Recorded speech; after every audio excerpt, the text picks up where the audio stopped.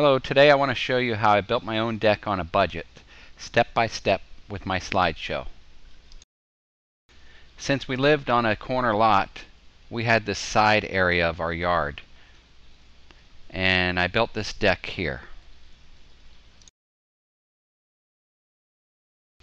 I've come up with a materials list here, and these are some of the main items you'll need. You might want to stop the recording and jot down this list and determine what's important to you. Lighting was important to me, so I've got lighting and electrical wiring in there. Also, you would need switches and outlets. Those are very important if you want to add any accessories to your deck, so keep that in mind.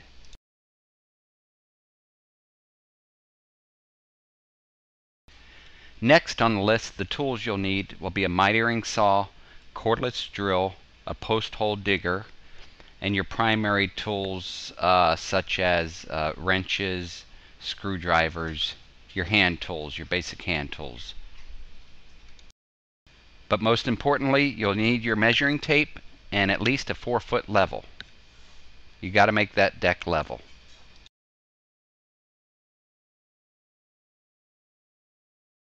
I would have to say the design of the deck or planning of your deck is the most important part. This is where you'll start. You'll need to take measurements. You'll need to want to know how you're going to use the deck, whether you have to have safety as a concern as for having handrails involved if you have children or pets that are going to be using this deck, if it's going to be a multi-level deck. There's so many things to think about, and this is the most important step. This was an important step to me because the budget was a very important concern to me. So I started out with a piece of paper that I would carry around in my pocket, and I would keep measuring and modifying my design, and whether I wanted to have a step down on the deck or involve lighting and stuff like that. All this adds into play and calculates onto your budget. So what I did was, after I had my measurements and materials list and all the things I wanted to include, such as lighting and outlets, which is very important, I went to homedepot.com or lowes.com and I priced out the materials. And this is how you can get a basic cost of your deck. It's just an approximate cost, but it keeps you within your budget.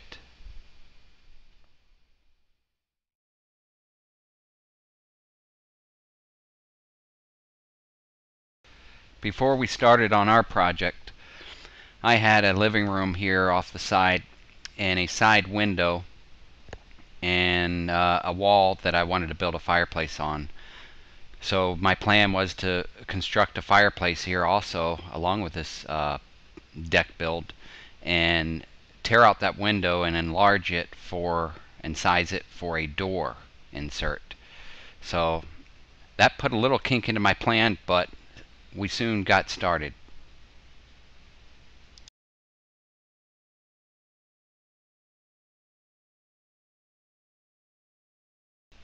Here's where the window is on the outside, and immediately following the window you see the wooden fence, which I had to relocate in order to make the size of the area fit the plan of my deck.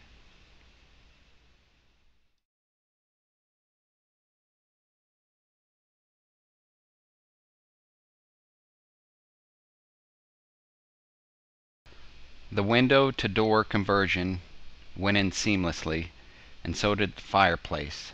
The fireplace really made that room. I designed the fireplace myself, and I had a contractor build it for me.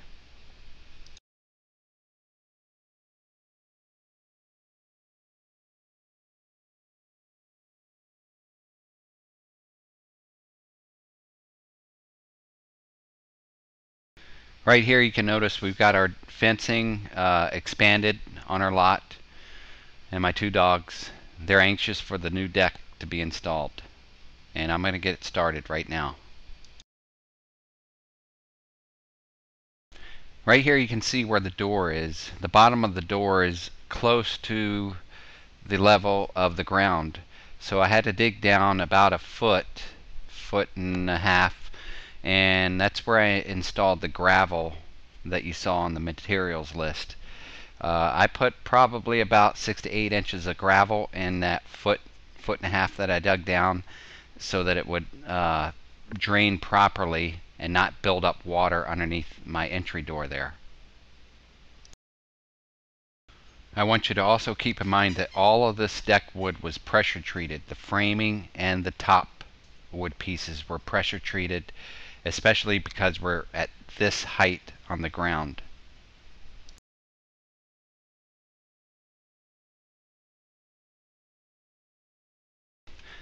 Okay, the way I included the second tier of the deck, which is another height up, was on a budget. I use 4x4s, pressure treated, and dug down into the ground at least about a foot and a half, and poured in concrete around them. And how I did the 4x4s was I would cut an L notch in the top of them and then sit the deck on top of that L notch. And then I screwed my 4x4s, the part of the L that was on the side of the 2x6s, into the 2x6s with 2.5 to 3 inch galvanized screws. You'll want to make sure your 2x6s are spaced no further than 2.5 feet apart. I try to keep them 24 inches on center apart. Right here in this picture, I don't have them all placed in set right now. And then also I have other 2x6s going as studs in between them for support and rigidness.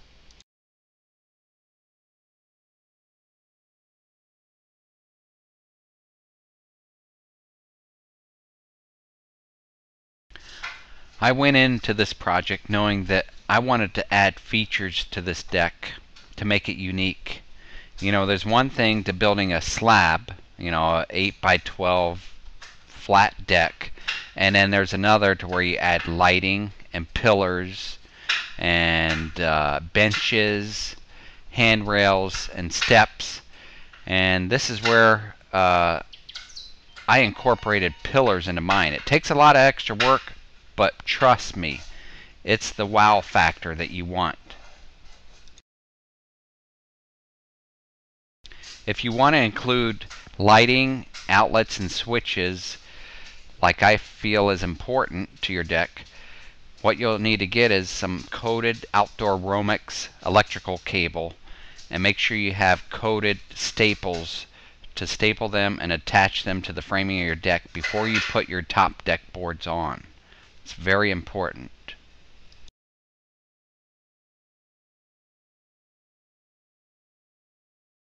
This picture shows a few things here. It's very important to have help building a deck. It's not a one-man job. Also, you can see that I use joist hangers for my 2x6s on the framework. You can see that I've built a bench in the background beyond me and some pillars to add some excitement to this deck. Here's where the help comes in handy. When you've got all your special features installed, all your electrical wire installed underneath your framework, it's time for placing the deck boards down and screwing them in. Unfortunately, my little nephew, 5 years old, he's got a Fisher-Price pretend drill.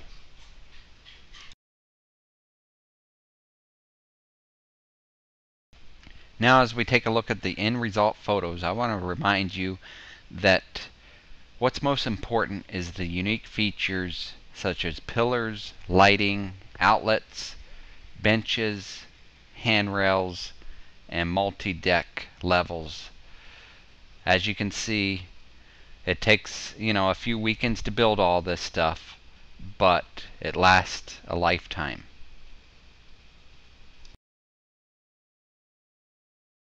One last thing I gotta mention before you put your furniture on there and start entertaining on this deck. You'll have to wait about a week and you'll want to get like some Thompson sealer, deck sealer, and I've sprayed mine on with a sprayer I got for about $15–20, and you can spray it on or roll it on, and this will protect your deck for about a year, year and a half, and you'll want to do that repeatedly over the years in order to protect your deck from rainwater, and this will make the rainwater beat up on your deck rather than soaking into the wood of your deck. So that's a very important part of this to keep it lasting a long time.